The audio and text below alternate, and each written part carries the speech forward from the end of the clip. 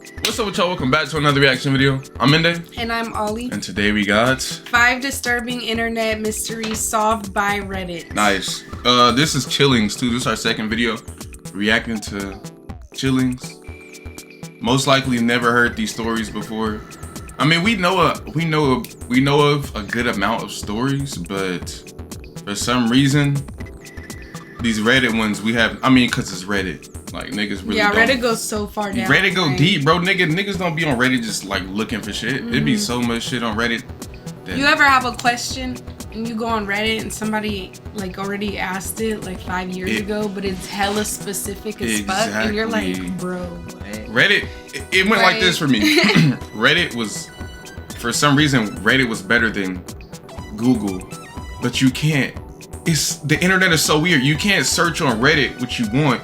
You gotta search on Google. Like say, why does my big toe hurt? Reddit. And then you'll see. But if you go on Reddit, like for some reason it don't show you everything. I don't know why it worked like that. But my new Google and Reddit is ChatGPT. I ain't gonna lie. ChatGPT, my nigga.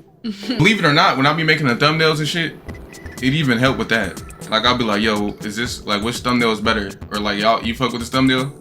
And then they like really tell you like, oh yeah, this is ass. I mean, not like ass, but this is why this thumbnail isn't as good as it should be.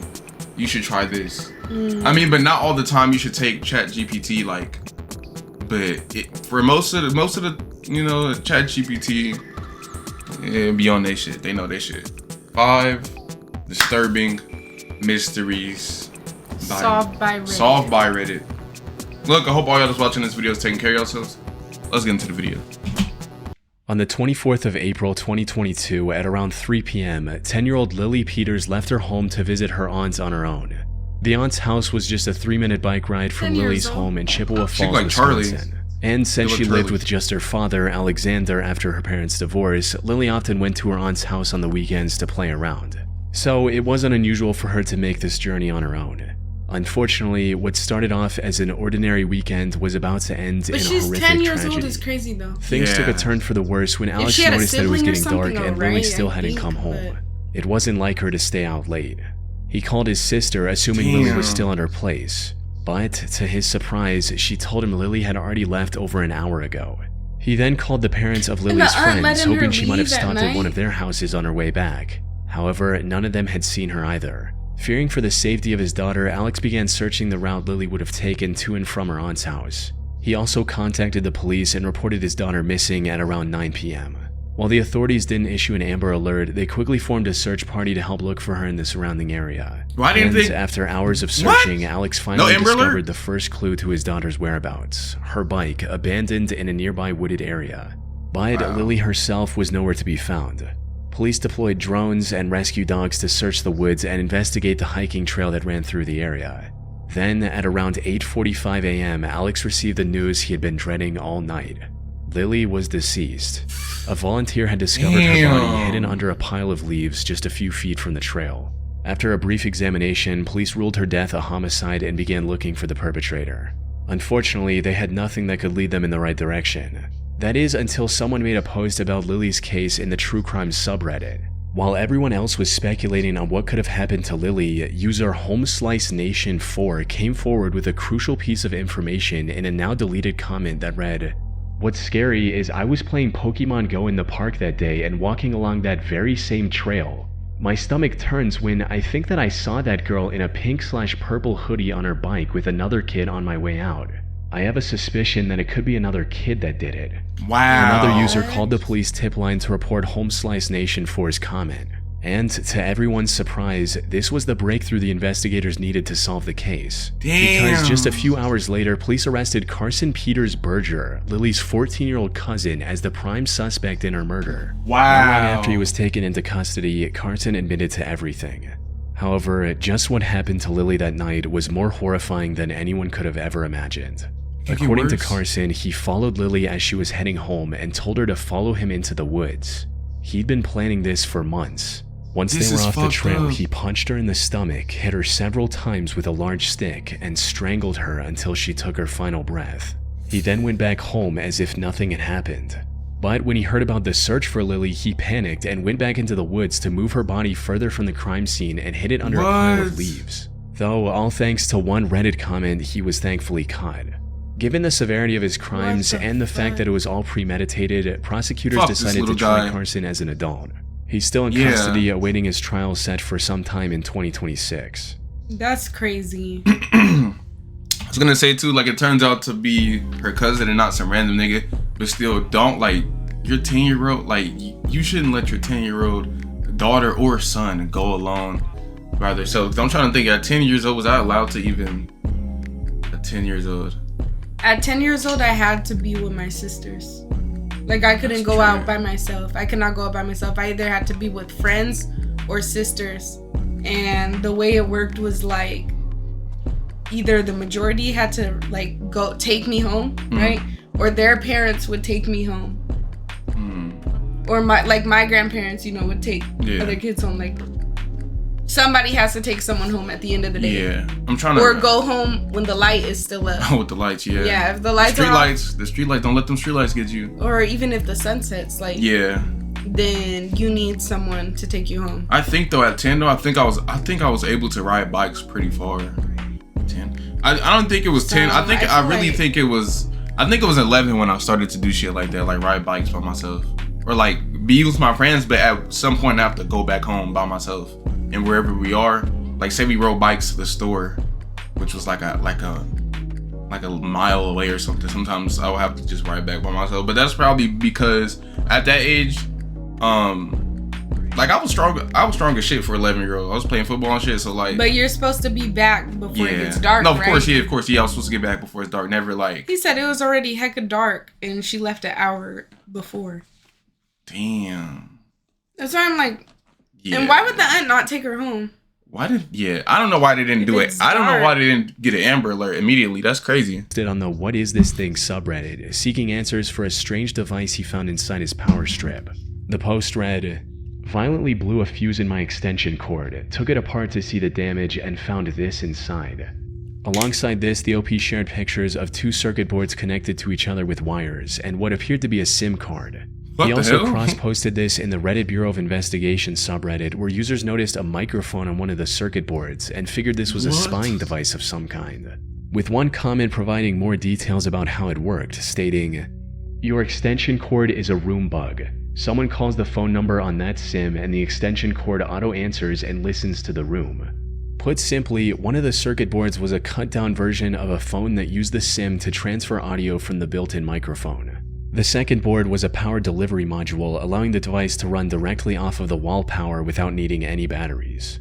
However, this raised more questions than it answered, especially about the OP's true identity, with some users speculating if he was involved in some shady business. After all, why else would someone go through the effort of planting a bug to listen in on his conversations? But you know how crazy technology is, bro? Like, that shit I had no idea about. But recently, like 2 months ago, I seen where, like, that's why now, like, I mean, you never really supposed to be hella paranoid, but it's always good to just watch the shit that you're doing, because I seen 2 months ago, a nigga was able, like, it was this dude who, like, he is good at hacking shit, and if he was able to hack somebody's phone and control that shit with a iPhone charger. So let's say somebody, you're like, damn, I don't have my charger. I'm not saying the person knows how to do that shit, but say if you're like, oh, I don't have my charger. Like, I forgot it at home. Somebody's like, oh, yeah, I got a charger for you. They dead ass could, like... That's crazy. Yeah, you can hack somebody's phone from a charger. I wouldn't put it past it. That shit's... You can hack anything nowadays. Hell yeah, with a fucking iPhone charger? So after I seen that shit, I was like, damn, I gotta be careful of whose charger that I'm like, that's... that's crazy. I didn't know you could even do shit like that. According to a later comment, he was just a normal university student who was living in the university's dorms, and that he took this extension cord from his home when he moved. But also mentioned that there are other people with access to his room who could have planted the bug without his knowledge. With this, the focus shifted towards finding out who planted this in the OP's power strip and why. Some users suggested putting the SIM in a spare phone, but doing so only deepened the mystery further. Apparently, it had a 10-pound credit, suggesting that it was being used at some point.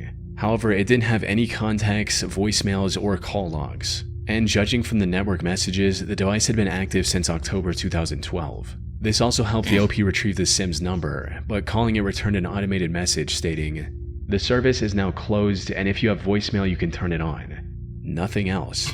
The OP tried leaving it active in a spare phone as well, but even after days of waiting, he didn't receive any calls or messages. It's possible the person who planted it had already gotten the information they needed, or perhaps they found out the OP had discovered it and decided to back off. In either case, the OP's only remaining option was to contact the SIM's carrier, O2. Unfortunately, they weren't much help either. He would have needed a police warrant to access the call logs, something he didn't want to deal with. Without access to the call logs, the only real suspects OP had were his own parents. However, he didn't find the spy SIM's number in either of their phones when he checked later. This left a single possibility that's also the most likely explanation for the whole thing.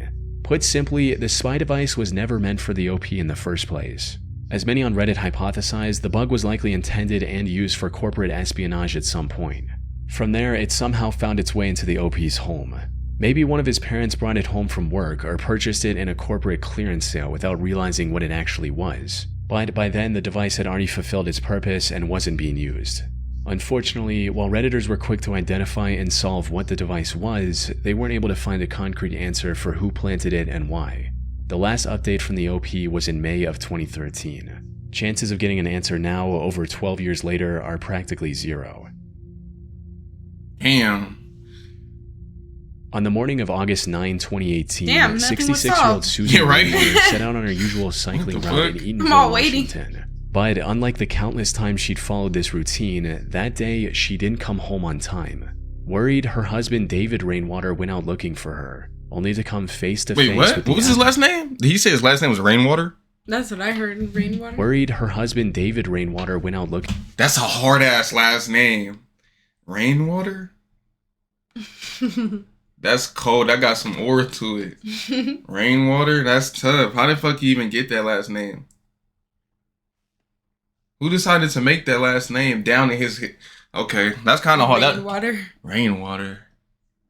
That's It's kind of cool. Kinda. That's for tough. her, only to come Rainwater. face to face with the aftermath of a tragic accident. Just off the side of the road, David discovered the mangled remains of his wife's bicycle. Dang. As he got closer, he saw an injured Susan lying on the ground not far from the bike. Sadly, it was already too late. Susan had succumbed to her injuries and passed away before David could get to her. He eventually gathered himself enough to call the police, who after examining Susan and her surroundings were able to piece together what had happened. She got hit by a car? According to their investigation, this was a classic hit-and-run case. Damn. Susan was likely struck from behind by a fast-moving car, resulting in her getting severely injured. However, instead of stopping and helping Susan, the suspect decided to save himself and fled the scene. It's fucked Unfortunately, That's there were no crazy. witnesses or nearby CCTV cameras, leading investigators with no leads to follow. The only clue they found on the crime scene was this one piece of black plastic that likely broke off of the suspect's car from the collision. Investigators tried their best, but they weren't able to figure out what this was supposed to be, let alone what car it belonged to. With no other options, one of the troopers at the scene turned to the internet for help, stating, "Troopers and detectives are still looking for a black vehicle believed to be involved in this morning's tragic bicyclist fatality. If you know anything regarding this collision, please call the Washington State Patrol." While this That is post so received messed little up. attention on Twitter, Man. someone reposted the query on the What Is This Thing subreddit, where it went viral and received valuable input from hundreds of users. And it didn't take long for Redditors to figure out that this piece came from the car's headlight bezel, as it had the shit. notch used to access the headlight adjusting screws. However, figuring out what car this belonged to was still going to be a tall order. After all, there are dozens of manufacturers with hundreds of different models. Not to mention aftermarket parts, which would have been practically impossible to track down. Yeah. But just when it seemed like all hope was lost, the post reached perhaps the only person capable of identifying the suspect's car model from that tiny broken piece. 2 hours after the original post was made, user Jeff's Nuts dropped a comment that single-handedly brought the search to a close. As it turned out, Jeff was a state inspector in Maryland, where his job was to make sure vehicles were up to code before issuing registration. So he'd seen his fair share of headlight bezels at work. And according to him, the piece police found belonged to a 1988 Chevy Silverado. After spotting the resemblance, users forwarded the information to the investigators, prompting a search for a vehicle that matched this new description. Then, just 5 days later, the state trooper announced what everyone was waiting for. They had located the vehicle that struck Susan and arrested its owner. The man responsible for her death was 37-year-old Jeremy Thomas Simon. Fuck that guy. He first claimed that he had fallen asleep at the wheel and thought that he'd hit a deer instead of a person. However, his story later changed to where he knew he hit a person, but didn't get out to help because he, quote, did not want to see a body. Get the fuck out of here. He was just making excuses, since authorities also found a small bag of hard drugs in his car, suggesting he may have been under the influence at the time of the crash. In the end, he was sentenced to 4.5 years in prison. Not exactly a harsh... What? Wait a minute. 4.5 years for murdering someone? Are they in the UK? Because everything, all the stories we hear, and the nigga do some wild shit and they get sentenced to nothing, it's the UK. Like, yeah, it was manslaughter, but the moment you decide to just leave them there the charge and take off, mind you, she was still alive when her husband found her. 4 years? Barely alive. So it's like she had time to be saved. Wow, bro. So at that point, that becomes murder because you didn't help her 4 after years? almost killing her. 4 years. And you only get 4 years? Not to mention the drugs in the car. Hello? 4 years? That is crazy. That doesn't make any sense, bruh. So doesn't make any sense. Let's act 4 years? Let's act like the drug charges is like included. That means some of that is the drug charges. so this nigga probably got like 3 years for like actually doing that what he did, and then maybe got a year for the drugs. Oh my god, this is the worst sentence I've heard in a minute. That's horrible. What in the fuck? Yeah, that's crazy, dude. You should have a minimum penalty of for a deadly 20. hit and run. Yeah, but it is better than because nothing. that's somebody's whole life. Especially considering that if the Reddit user Jeff hadn't identified the make and model of Simon's vehicle and posted his findings to Reddit, 4 years, there's a good bro? chance he would have gotten away with it entirely. That's. I mean, he basically did get away with it. In What do you October mean? 2024, someone noticed that one of their electrical outlets. Wait, that's a bad sentence. I know that. 4 years, bro. That just made me mad. Like, bro, I think you can. What can you get 4 years for? I think you get 4 years for like. Bro, you could get 4 years for smoking some weed back in the day. Yeah, back in the day. Yeah. Like what? I'm trying to think what you could get 4 years for now. Probably breaking into somebody's home. Maybe 4 years for breaking into somebody's home. Yeah, maybe no. Assaulting a cop. There you go. That's fuck like no. 5 years. You right assault there. a cop. Okay, assault. That's like depend what you 5 look like. years Depend right what you there. look like. Like if you punch a cop, like say you punch a cop, bro, that's like 5 years right there. Depending on what you look like. Yeah, depending on what you look like. For somebody like him. Oh, that nigga. But like, what the? Yeah. Fuck, bro. What the fuck? 4 like, years, dude. I don't know. I think 4 years is stealing something really expensive. Maybe. Yeah. I don't know. Like when you shoplift. Oh, fraud. Okay. There you go. Something, but that's your human life to fraud is just like, wow. That's it looked crazy. different from the others. It looked like it What had did you a say? camera. No. A hidden camera in a fucking outlet? That's crazy. In October 2024, someone noticed that one of their electrical outlets in their home looked different from the others. I'm about to check my shit. It had a camera inside, but it wasn't super obvious. So they turned to Reddit and posted photos of the outlet, hoping someone would either confirm or deny their suspicions. They also explained their situation further in a comment reading, "I've had a stalker in my apartment broken into in the past. I got a camera detector for peace of mind, not knowing it would read anything, but it led me to this and detected radio waves and reflected back with the infrared. The bottom ground looks different than the other GFCI plugs in the rest of the complex." Right away, several people agreed with the OP in that something was definitely off about the outlet. Then, just 40 minutes after the post went up, one user confirmed the OP 100% had a hidden camera in their home by tracking down the exact model for sale. I didn't even know you could get something like this. this. It's a wireless camera that could transmit 4K video completely over Wi-Fi. Given the OP's history with a stalker, the same person was likely behind installing the hidden camera as well. They strongly suggested the OP get out of the house and call the police. Unfortunately, what happened next remains a mystery. The account that made the post was a throwaway the OP created solely for this purpose, and after confirming their suspicions, they never posted any new updates. What? I hope. In July of 2012, user Delver of Secrets Reddit account made a post in r/askreddit looking for answers on a strange encounter they recently had. It stated, "Today, a homeless-looking man handed me $50 and this note. Do any of you have any idea what it means? Dear Reddit, I work in New York City and was dragged into a very curious situation today. I was taking the 1 train from Midtown to the financial district, and as usual the train was pretty packed. I bumped into a raggedy dressed man as we got on, and he shot me a quick smile. I thought nothing of it until he went to get off at 14th Street and he handed me a $50 bill along with a note.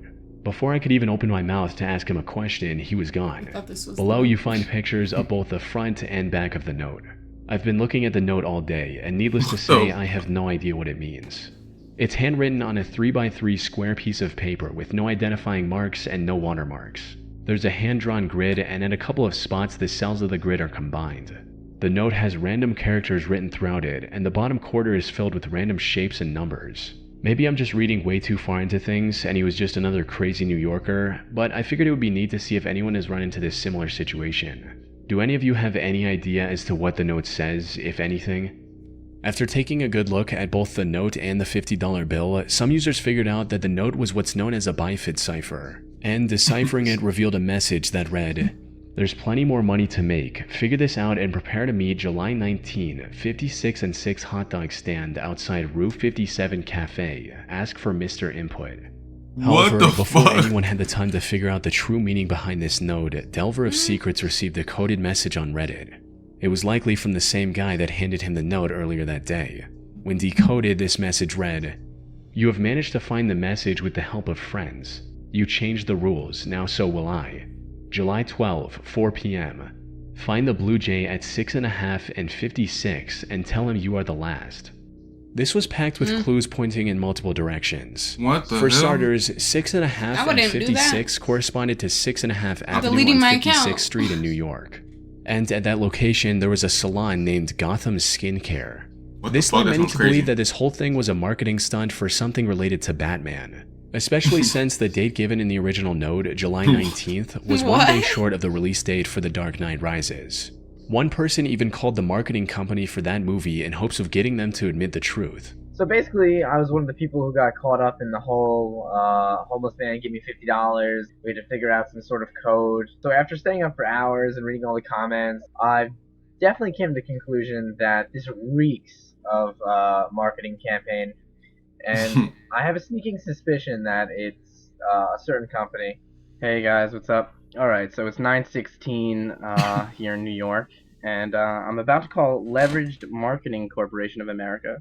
If you look up the address that we're all supposed to meet at later today at 4, this is actually a I would marketing not go. What agency if they that's bomb it? next to it. So it just makes sense that it might be them.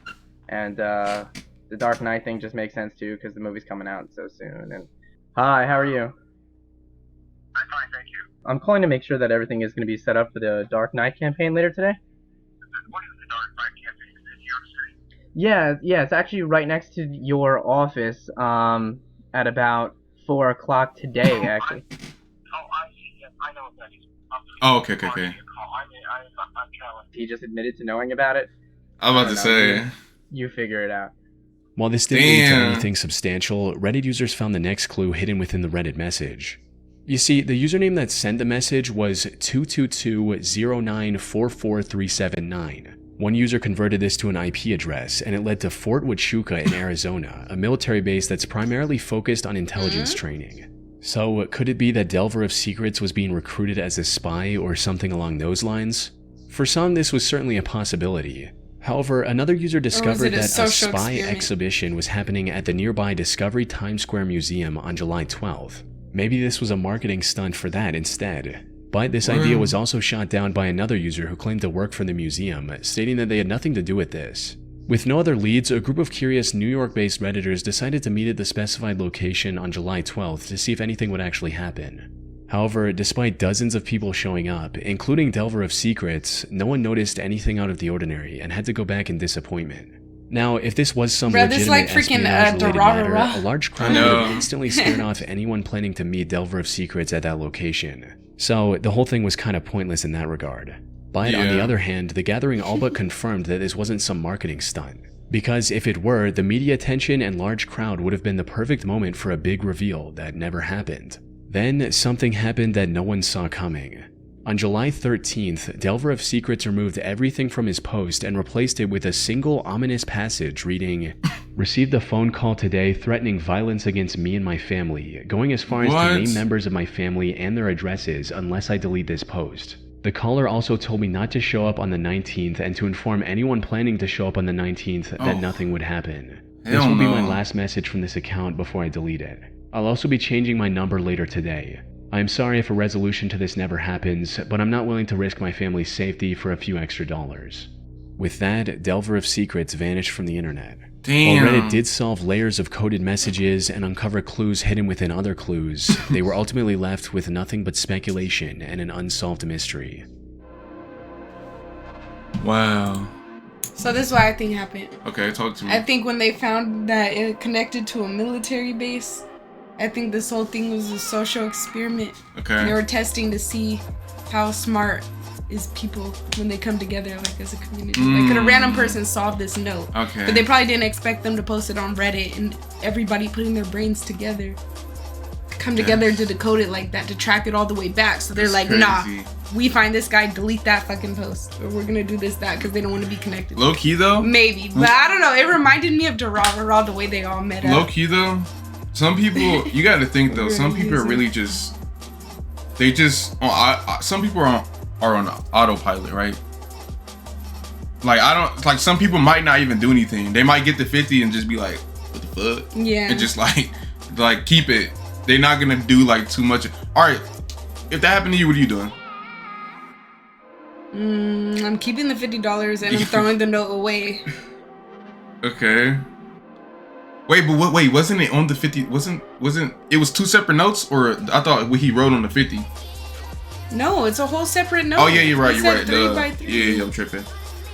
I seen it was writing on the fucking. Yeah, there's some writing on the 50 too. Okay. You're throwing away the note, like you're just not.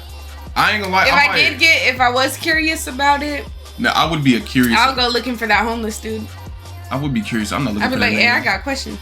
I would be curious 100% because a homeless nigga or somebody who, I mean, giving me just 50 and smirking at me, like, I'm gonna low key in my mind, like I'm gonna think like, nigga, like what's really happening? Am I being recruited, my nigga, or something? Like what? Am I gonna be an assassin or some shit? Like, what's going on? The chosen one. Y'all heard about my skills? What the fuck? That is actually insane. Hell no, I'm gonna be too paranoid. I actually might stop that nigga. Like, no, but he got off the stop very quickly. Like, if I see a nigga give me a 50 with a note, him. Like, I got more questions. I'll look up and he's gone, bro. He already left the stop. Yeah, I'm gonna be like, I need to. I would spend the $50 so fast. I'm sorry. Yo, chill, bro. That shit not staying in my hand for more than 30 minutes. Relax, bro. You gonna spend it on coffee. Yep. But look, that's the video, you guys.